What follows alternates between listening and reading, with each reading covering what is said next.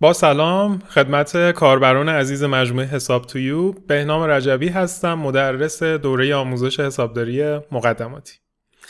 بچه‌ها در جلسه گذشته ما موضوع حساب موقت و حساب دائم رو با هم دیگه پیش رفتیم. با هم دیدیم که خب حساب دائم چیه، حساب موقت چیه، تعریفشون چیه، انواع حساب‌هایی که به صورت دائم هستن، موقت هستن، اینا رو براتون اومدم توضیح دادم تا بتونید یه ذهنیتی از این موضوع داشته باشید. اگه جلسه گذشته رو ندیدین پیشنهاد میکنم که حتما برگردید و جلسه گذشته رو تماشا کنید.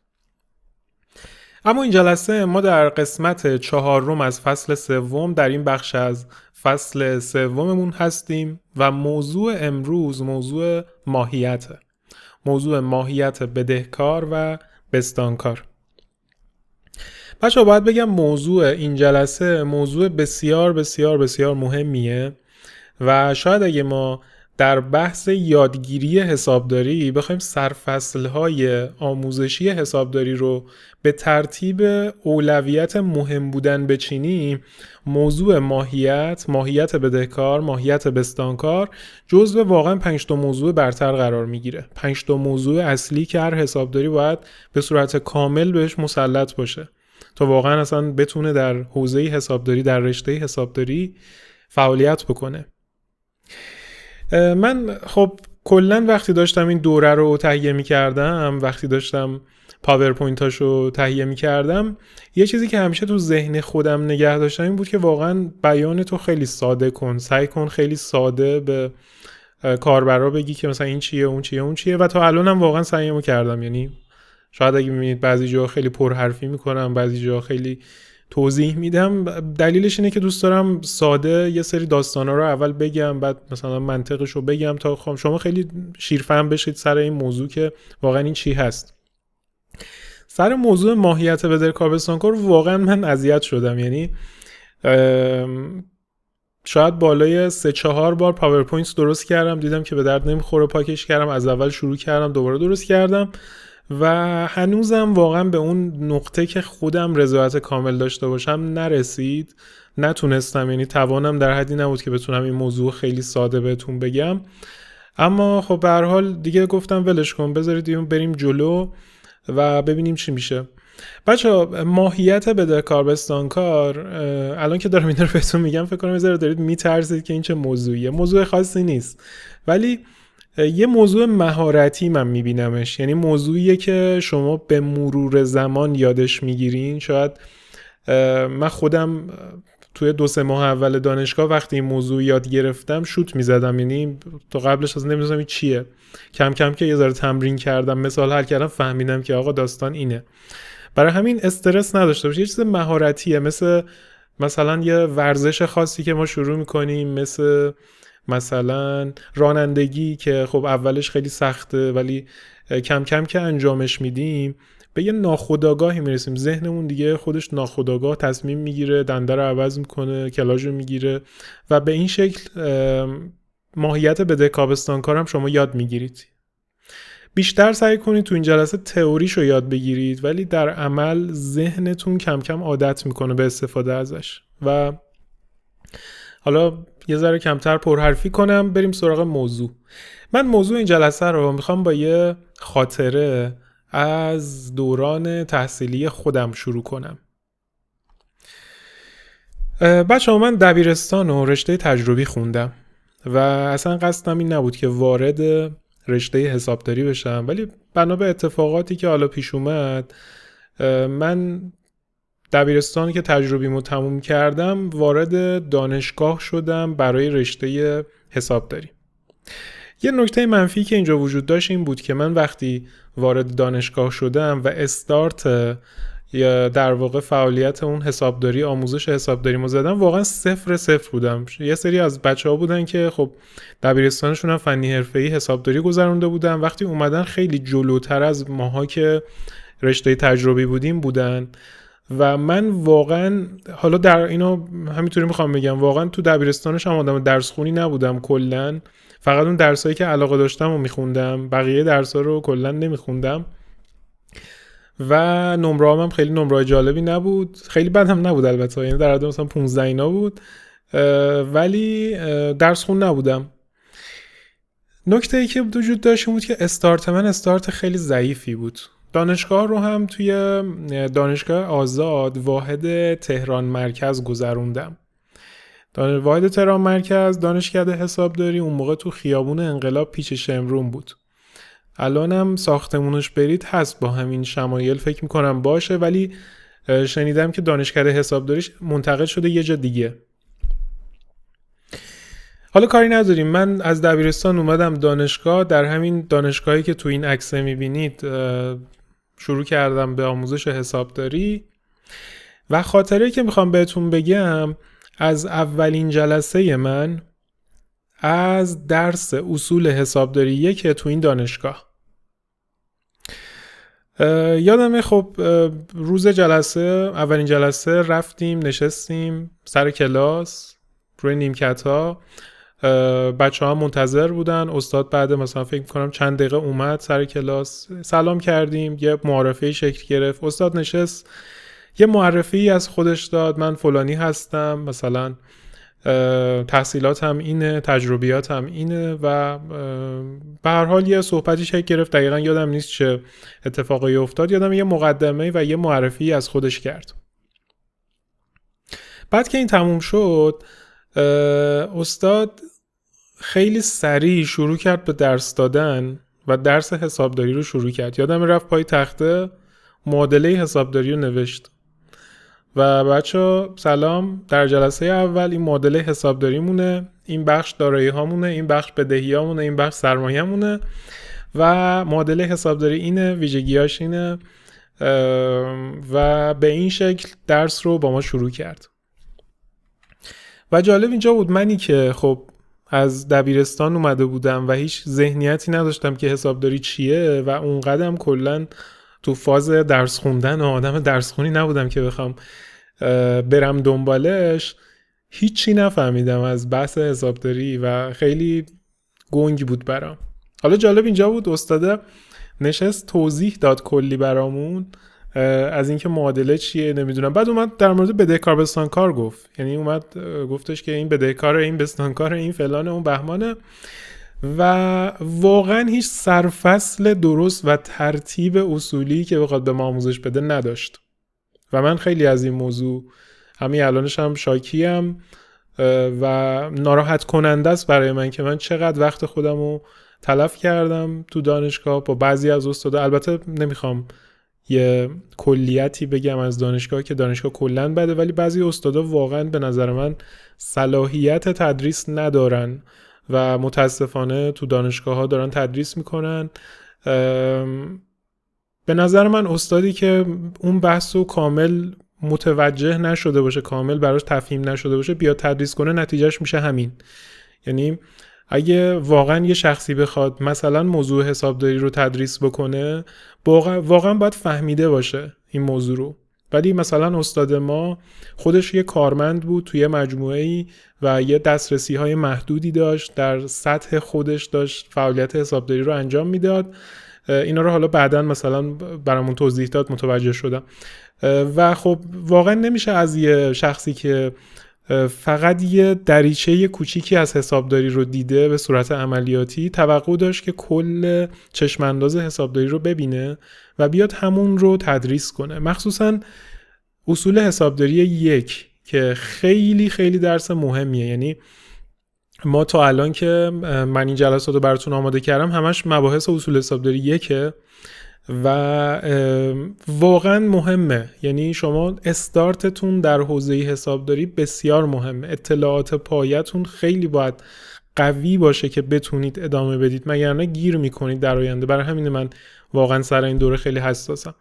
حالا کاری نداریم، استاده نشست به ما توضیح داد آقا این بدهکاره، این بستانکاره و شروع کرد به چند تا سند زدن و واقعا من اون موقع انتظار داشتم که منی که هیچ ذهنیتی از حسابداری ندارم بیاد و یه ذره به ما از حسابداری بگه، یه ذره بیاد بگه آقا حسابداری چیه، این رشته‌ای که دارین تحصیل میکنید چشم انداز شغلیش چیه، آینده شغلیش چیه، واقعا خود حسابداری هدفش چیه، چرا اهمیت داره، چرا انجامش میدیم، کجاها استفاده میشه، به چه دلیلی استفاده میشه. سوالایی که خب ما هر موضوعی رو بخوایم یاد بگیریم بهتره از این سوالات شروع کنیم تا اینکه بریم سرفصل‌های اصلیشو بخونیم. به نام خدا، بدهکار و بستانکار.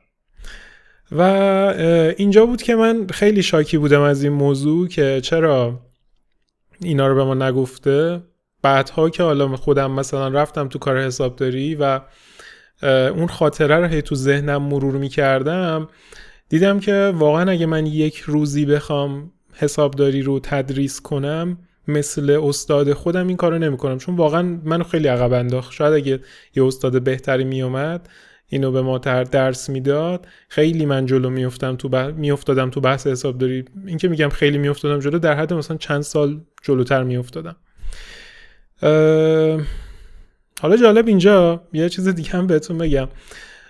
بعد که اومد اینا رو درس داد، یه کتابیو که الان عکسشو دارید میبینید و ضخامت این کتابم دارید میبینید، اینو به ما معرفی کرد به عنوان کتابی که ما ترم اول درس اصول حسابداری 1 بعد بخونیم.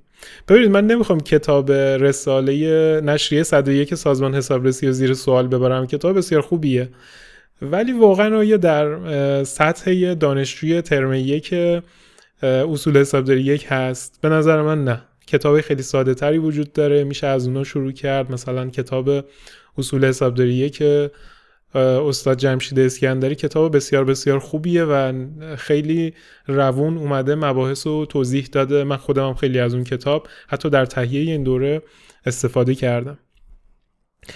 اما خواستم اینو بهتون بگم برای دوستانی که دارن این دوره رو میبینن و دانشگاه تحصیل نکردن یا مثلا نصفه ولش کردن، دوباره تصمیم گرفتن حسابداری رو آموزش ببینن، همیشه یه کمبودی تو ذهنشون هست که خب هر چقدر من بشینم حسابداری رو بخونم، دانشگاه چیزی رو تحصیل نکردم و یاد نگرفتم. بچه‌ها من حالا این همه که گلایه کردم از استاد و نحوه تدریسش، به شخص خودم هم آدم درس خونی نبودم و بعد که جلوتر رفتیم استادای خیلی خوبی هم اومدن و حالا ادامه اصول و نمیدونم صنعتی اینا رو توضیح دادن. من خودم واقعا خیلی درس خون نبودم، بعضی ترما رو مشروط شدم، بعضی ترما رو با معدل خیلی افتضاحی اومدم بالا. همین الانش هم معدلم خیلی افتضاحه. کلا آدمی نیستم که تو سیستم آموزشی دانشگاه یا آموزش پرورش بتونم درس بخونم، مثلا نمیتونم. ولی خب بعدن که رفتم تو کار و حسابداری رو تو کار یاد گرفتم، برگشتم دوباره کتابای حسابداری رو خوندم، اون موقع بهتر متوجه شدم. بچه‌ها میخوام بگم شما استرس نداشته باشین و اگه مبحثی رو بلد نیستید، اگه دانشگاه نرفتین، مهم نیست. یعنی شما میتونید با همین دوره شروع بکنید، ادامه بدین و کم کم پیشرفت بکنید و 100% میخوام اینو بهتون بگم که اصلا شما نیازی ندارید تو دانشگاه تحصیل کنید. کلن به رشته حسابداری یه رشته مهارتیه و شما شاید تو دانشگاه 10% 20% اون چیزی که واقعا حسابداری رو آموزش ببینید، در کاره که 80% 90% حسابداری رو آموزش ببینید. بچه‌ها این حرفای من به این معنی نیست که من نمیخوام دانشگاه رو زیر سوال ببرم و نمیخوام اساتید بزرگی که در دانشگاه تدریس میکنن زیر سوال ببرم. واقعا اونا هم خیلی کمک میکنه بهتون، ولی دوستانی که نرفتید اصلا استرس نداشته باشین. شما کمبود خاصی ندارید، میتونید با تلاش خودتون این کمبود رو جبران بکنید. خب من خواستم این خاطره رو بهتون بگم، هم یه ذره دلگرمی بهتون بدم، همین که موضوع این جلسه موضوع ماهیت بدهکار و بستانکاره و شاید این موضوع از اون موضوعات باشه که تو دانشگاه تو ویدیوی آموزشی، حالا ویدیو آموزشی من یا یه شخص دیگه‌ای، خیلی خوب نتونید درکش کنید و نیاز باشه در واقع تو کار یاد بگیرید. با حالا مثلا به مرور با تمرینی که انجام میدین یا رفتین سر کار اینو بهتر یاد میگیرید. هرچند من بهتون قول میدم تا اونجایی که در توانم باشه مثال حل کنم براتون، با زبان ساده توضیح بدم که این موضوع براتون جا بیفته. موضوع ماهیت بدهکار و بستانکار. بچه‌ها 2 تا ویژگی داریم. ویژگی اول ماهیت بدهکاره، ویژگی دوم ماهیت بستانکاره. این ویژگی ها 2 تا ویژگیه که مربوط به حسابامونه. کدوم حساب ها؟ 3 سطح حساب داشتیم. حساب گروه حساب، زیر مجموعش حساب های کلش، زیر مجموعش حساب های معینش. چه در سطح گروه حساب، چه در سطح حساب کل و چه در سطح حساب معین ما یه ویژگی داریم به اسم بدهکار و بستانکار. مثل این ویژگی بدهکار بستانکار یه ویژگی مخصوص اون حساب. ویژگی منظور چی؟ مثلا وقتی دارید منو مثال میزنید، مثلا بهنام رجبی مدرس خوبه یا مدرس بده، مدرس بدیه یا مدرس خوبیه، مثلا خوب حسابداری رو درس میده یا نمیده. این خوب بودن و بد بودن یه ویژگیه برای من، هرچند شاید بتونم این ویژگی رو در خودم بهتر بکنم و از یه مدرس بد تبدیل به یه مدرس خوب بشم، ولی به هر حال یه ویژگیه که به من چسبیده. یا مثلا ما وقتی گیاه گوجه رو میبینیم، گوجه جزو سبزیجات میشه دیگه، آره، وقتی گوجه رو میبینیم، گوجه ویژگی رنگش قرمزه.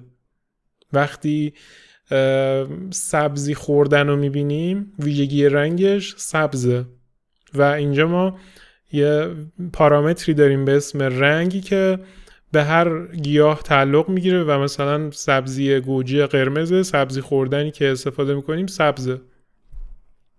پارامتر ماهیت مثل پارامتر رنگه. یعنی اون اول که اومدن به ما گفتن گوجه قرمزه، ما نپرسیدیم چرا قرمزه، فقط قبولش کردیم که قرمزه. و در مورد سبزی خوردن هم همینه، وقتی گفتن که سبزه و ما رنگ رو دیدیم و قبولش کردیم که به این رنگ میگن سبز. در مرحله اول میخوام ازتون دعوت کنم که این ماهیت رو فقط قبولش کنید. یعنی وقتی ما از گروه حساب حرف میزنیم، مثال اگه بخوام براتون بزنم، مثلا ما گروه حسابی داریم به اسم دارایی جاری. ویژگی و ماهیت دارایی جاری مثل قرمز بودن اون گوجه یه ماهیت داره دیگه، یا مثلا حقوق صاحبان سهام یه ماهیت داره. حساب کل اگه بخوام براتون مثال بزنم، مثلا موجودی نقد و بانک و اینا یا فروش ماهیت داره. حساب معین مثل صندوق، مثل حساب‌های پرداختنی ماهیت داره. اگه بخوام ماهیتاشون رو بگم، مثلا دارایی‌های جاری مثل قرمز بودن اون گوجه ماهیتش بدهکاره. حقوق صاحبان سهام مثل قرمز بودن همون گوجه بستانکاره. حالا این یه مثال ها. گروه حساب ما فقط این دوتا رو نداریم، ما گروه حسابای دیگه هم داریم، ولی به عنوان مثال مثلا این دوتا یکیش بدهکاره یکیش بستانکاره. یا مثلا موجودی نقد و بانک که یه حساب کل زیر مجموعه همون دارایی جاری اون بالاست بدهکاره. فروش بستانکاره. موجودی صندوق بدهکاره. حساب پرداختنی بستانکاره. خب اوکی آقای رجبی، من الان پذیرفتم که دارایی جاری که بدهکاره مثل رنگ گوجه که قرمزه، من اینو پذیرفتم، اوکی، اصلا بدون هیچ دلیل و منطقی اینو من قبولش کردم. اما سوال، ویژگی بدهکار بستانکار اصلا به چه دردی میخوره؟ به چه دردی میخوره که ما اینا رو بخوایم یاد بگیریم؟ بریم یه تعریفی از حسابداری دوباره داشته باشیم. خب خیلی خلاصه و کوتاه بهتون بگم، نه مثل قبلی‌ها که خیلی بلند و نمیدونم چی بود. حسابداری تو چند مرحله خلاصه میشه. مرحله اول شناسایی رویدادهای مالیه. مرحله بعد ثبت رویدادهای مالیه که ما خب اول میایم شناساییشون میکنیم، بعد ثبتشون میکنیم و بعد گزارش دهیه. این میشه 3 مرحله اصلی در حسابداری. حالا اینا به مرحله‌های ریزتر هم شناسایی میشن. مثلا شناسایی میتونیم بکنیم، ثبت بکنیم، بایگانی بکنیم، گزارشگیری کنیم، آرشیو کنیم. اینا رو همه رو هست. حالا ولی بخوایم 3 تا مرحله اصلی رو بگیم میشه این 3 تا مرحله. اگه بخوایم به مرحله ثبت نگاه کنیم، خب ما باید اول شناسایی کنیم رویدادا رو، بعد ثبتشون کنیم. تا الان همش هم اینو من تکرار کردم، آقا ثبت کنیم ثبت کنیم ثبت کنیم. ولی نکته مهم، اگه قرار باشه رویدادهای مالی رو ثبت کنیم، باید اینا رو توی چارچوب خاصی ثبت کنیم. یعنی چیه چارچوب خاصی؟ مثلا ما در 2 جلسه گذشته یاد گرفتیم ما یه چیزی داریم به اسم انواع حساب، مثل گروه حساب، حساب کل، حساب معین، و وقتی یه رویداد رو میخوایم ثبت بکنیم تجزیه و تحلیلش میکنیم و در این چارچوب و زیر مجموعه این حساب ها رویدادمون رو ثبت میکنیم. یه چیز دیگه داریم به اسم چارچوب بدهکار و بستانکار. بچه این یه قوانینه، یه مقرراتیه، مثلا رانندگی که شما وقتی دارید میرین میگه که مثلا تو این اتوبان 90 بالای 90 کیلومتر سرعت برین و ما قبولش میکنیم و این تابلوه خب داره به یه دلیلی اینو میگه، اینم دلیل داره، یه قانونه، یه قراردادیه که خیلی وقت پیش بسته شده قبل از اینکه ما اصلا به وجود بیایم، به اسم ویژگی بدهکار بستانکار، و باید این رو رعایت کنیم. چجوری رعایتش کنیم؟ بعد اول آموزشش ببینیم که حالا این جلسه بهتون آموزش میدم. در واقع اگه ما بخوایم یه رویداد رو ثبت بکنیم، مرحله دوم حسابداری، باید چارچوبای حسابداری رو بلد باشیم. من میخوام این جلسه بهتون از چارچوب‌های حسابداری بگم. اما قبل از اینکه بخوام بریم سراغ بدهکار بستانکار، یه داخل پرانتز یه چیز دیگر هم بهتون توضیح بدم، بعد بریم سراغ بدهکار و بستانکار. بچه‌ها ما تو حسابداری خیلی سریع میخوام بگم یه چیزی داریم به اسم حساب تی. تو گوگل هم بزنید حساب تی براتون میاد. پیشنهاد میکنم تو گوگل بزنید اینو بیشتر در موردش بخونید، چون من خودم الان نمیخوام خیلی توضیح بدم. حساب تی یه فرم ابتدایی از ثبت رویدادهای مالی مرتبط با یه حساب که چون شمایل ساده‌ای داره، فهمش برای اونایی که میخوان ببینن ساده است. یعنی چه شمایل ساده‌ای داره؟ ببینید یه شکلی رو به شکل تی تصور کنید، به خاطر همین بهش میگن حساب تی، چون شبیه تی انگلیسیه. یه حساب معین رو تصور کنید به اسم مثلا موجودی تنخواه. موجودی تنخواه میاد بالاش قرار میگیره، بعد 2 تا ویژگی به اسم بدهکار و بستانکار میاد سمت راست و سمت چپش قرار میگیره. همیشه بدهکار سمت راستشه، بستانکار سمت چپشه. این بهش میگن حساب تی. حساب تی به چه دردی میخوره؟ گوشه ذهنتون نگه دارید، یعنی اون فایلش رو تو مغزتون باز نگه دارید تا بهتون توضیح بدم. اما خواستم اینو اول بگم، بعد بریم سراغ ماهیت ها. میخوام بهتون ماهیت بدهکار رو توضیح بدم. بچه‌ها بریم سراغ لیست گروه حساب ها. گروه حساب ها چی بودن؟ اولین سطح از حساب ها که ما در حسابداری داریم، اول بود گروه حساب، بعد حساب کل، بعد حساب معین، بعد حساب تفصیل. اما خود گروه حساب ها که اصلی ترین سطح ما و بزرگترین سطح ما هستن، چند مدل دارن: دارایی های جاری، غیر جاری، بدهی جاری، بدهی غیر جاری، حقوق صاحبان سهام، فروش و درآمد، بهای تمام شده کالای فروش رفته، هزینه ها، سایر هزینه ها و درآمدها. خب اول از همه بهتون گفتم که توی همون اسلایدهای اول این پاورپوینت هر کدوم از گروه حساب ها ماهیت خودشو داره و اینو ما قراره مثل قرمز بودن اون گوجهه قبولش کنیم. میخوام بهتون ماهیتاشو بگم چون تعدادش کمه، به هر حال بدونید بد نیست. دارایی های جاری مثلا ماهیت بدهکار داره. دارایی غیر جاری ماهیت بستانکار، اونم بدهکار داره. بدهی جاری و غیر جاری جفتشون بستانکار هستن. حقوق صاحبان سهام بستانکاره، فروش و درآمد بستانکاره، بهای تمام شده بدهکاره، هزینه ها بدهکارن، سایر هزینه و درآمدها یه چیز دوگانه است، چون توش هم حساب‌های هزینه‌ای داره هم درآمدی، بدهکار یا بستانکاره. حالا این بعدن مثلا نکته داره، اینو بدون ماهیت معمولا میزنیم که زیر مجموعه هاش ماهیت بگیرن. اما خواستیم ماهیت بدهکار رو توضیح بدیم. وقتی یه حسابی بدهکار میشه چه اتفاقاتی میفته؟ وقتی حسابی بدهکار میشه 3 تا ویژگی برای اون حساب ایجاد میشه. یکی این که مانده نهایی اون حساب همیشه 0 یا بدهکاره. یعنی چی؟ یعنی مثلا اگه یه گوجه قرمزه، یا اون گوجه قرمزه یا یه رنگ خونسایی داره. نه ولش کنید، این مثال خوبی نبود، ولش کنید، همین درس خودمون رو بریم. پس اگه مانده یه حسابی بدهکاره، یعنی این که مانده نهاییش یا صفر یا بدهکاره، جنس اون حساب بدهکاره. ویژگی دومش اینه اگه یه رویدادی رخ بده که باعث افزایش اون حساب بشه، چون ماهیتش بدهکاره، بخش بدهکارش افزایش پیدا میکنه. خب اینو بذارید یه ذره براتون بازتر کنم. مجید رفت یه یخچال خرید، یادتونه؟ یخچال باعث میشد چی بشه؟ دارایی های غیر جاری ما بره بالا یا دارایی اصلا جاریمون بره بالا. دارایی جاری اگه بخواد افزایش پیدا کنه، ما دیگه نمیایم یه فلش بزنیم رو به بالا بگیم 1000 تومان رفت بالا. ما میایم مثبت بودن این جریانو با بدهکار شدنش نشون میدیم. متوجه شدید؟ یعنی دارایی جاری چون جنسش بدهکاره، وقتی افزایش پیدا میکنه بدهکار میشه.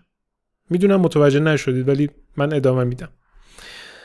و مثال سومش میگیم اگه رویدادی رخ بده برعکس بالایی است. میگه اگه رویدادی رخ بده که باعث کاهش اون حساب بشه، چون ماهیتش بدهکاره، بخش بستانکارش افزایش پیدا میکنه. اینم یه چیز جالب دیگه. یه مرور دیگه داشته باشیم از این بحث. میگه اگه حسابی ماهیت بدهکار باشه 3 تا ویژگی براش اتفاق میفته. مانده نهاییش یا صفر یا بدهکاره، در صورت افزایش بدهکار میشه، در صورت کاهش بستانکار میشه. و اگه بخوایم یه مثالم بزنیم که یه ذره بهتر متوجه بشیم، ما یه معین داریم، حساب معین به اسم موجودی حساب بانکی، زیر مجموعه حساب کل موجودی نقد و بانک که خودش زیر مجموعه گروه حساب دارایی جاریه. این معینو من میخوام چند تا مثال حل کنم، چند تا رویداد.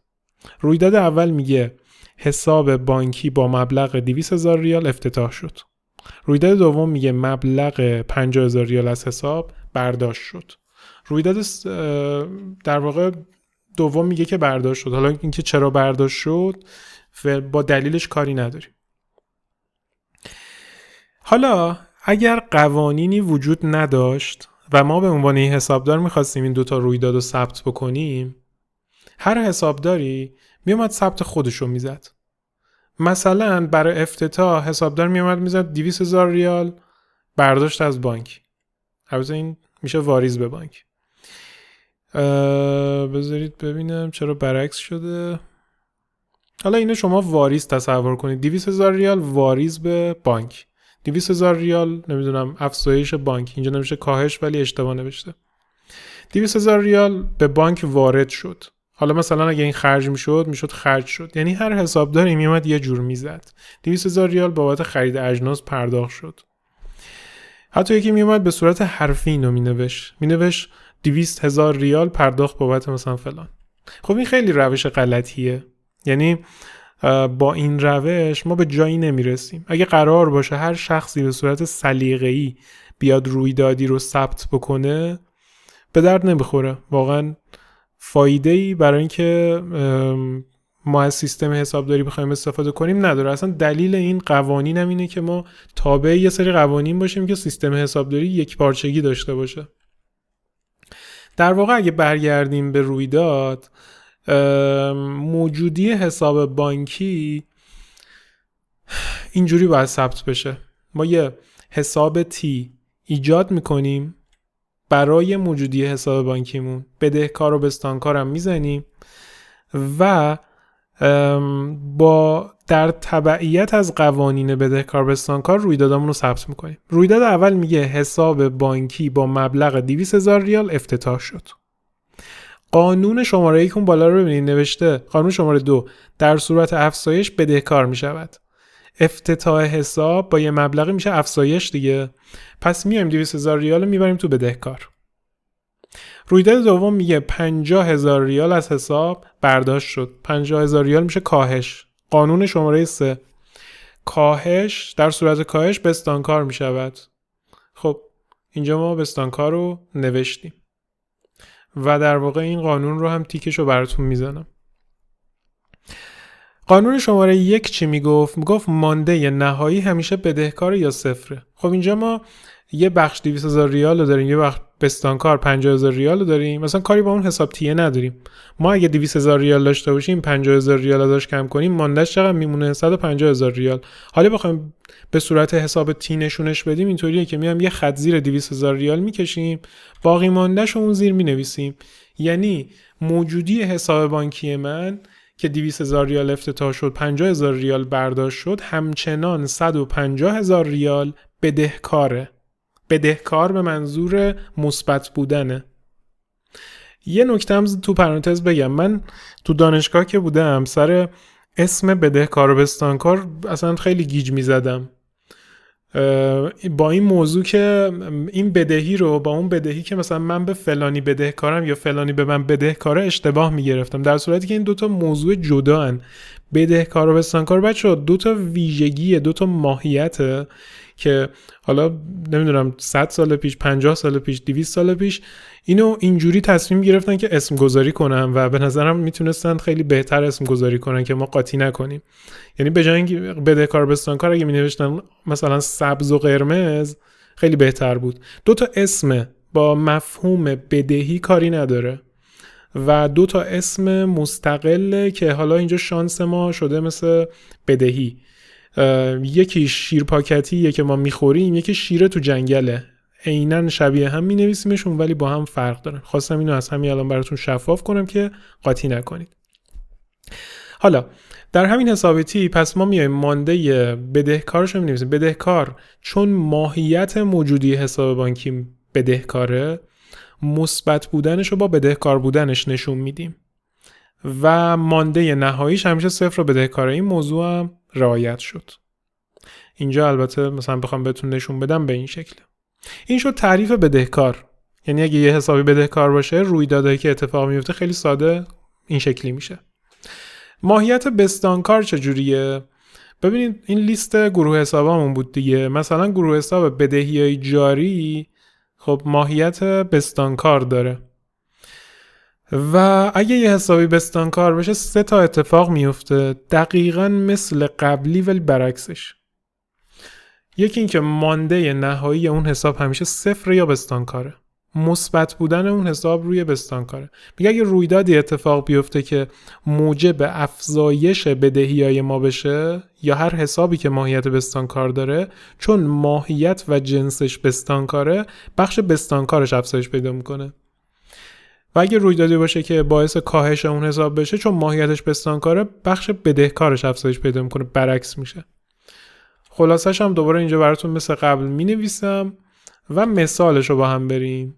مثالش مثل مثال حسابهای پرداختنی.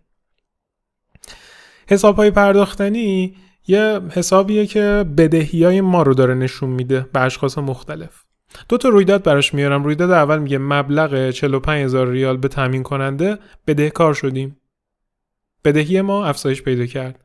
رویداد دوم مبلغ 200,000 ریال از بدهی که داشتیم پرداخت شد. دوباره براش یه حساب تی میکشیم، حساب پرداختنی رو میذاریم بالا، بدهکار بستانکار. بدهکار همیشه راسته، بستانکار همیشه چپه.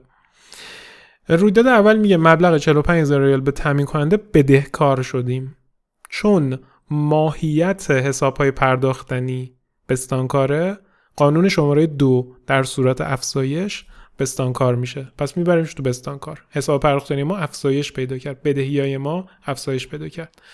رویداد شماره 2 مبلغ 200,000 ریال از بدهی پرداخت شد. قانون شماره 3 میگه که در صورت کاهش بستانکار میشه، پس میبریم بدهکار میشه، پس میبریمش توی بخش بدهکار. و حالا اگه بخوایم نتیجهش رو بگیم، ما 450,000 ریال بدهکار بودیم، 200,000 ریالش رو پرداخت کردیم، در عمل 250,000 ریال همچنان بدهکاریم. و خب اینو اگه بخوایم نشون بدیم مثل همون ماهیت بدهکار یه خط میکشیم اینجا و مانده نهاییمون رو مینویسیم، مانده بستانکارمون. این هم میشه قانون شماره 1 که میگه مانده نهایی همیشه صفر یا بستانکاره. فعلا در این جلسه بیشتر از این بهتون توضیح نمیدم، یه مثال دیگه هم براتون حل میکنم.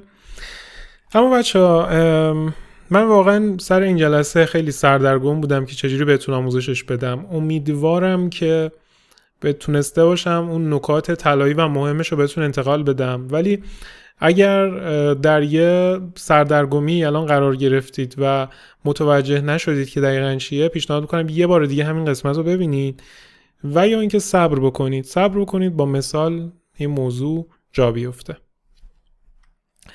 راستی یه چیزی، من برای اینکه یه تنوعی در چشم شما شکل بگیره و وقتی دارید پاورپوینت ها رو میبینید همش به یه صفحه ساده نگاه نکنید، تصمیم گرفتم از این به بعد بخش تمرینا رو اینو درست کردمش، این خط و بک‌گراند سفید و اینا رو شبیه دفترهای قدیمی کنم براتون، یه حالت حس دفتری بگیره، شاید تمرینا رو بهتر ارتباط بگیرید باش. نمیدونم چقدر از این موضوع خوشتون میاد، ولی خب خودم خیلی حال کردم با این طرح و باحال بود برام.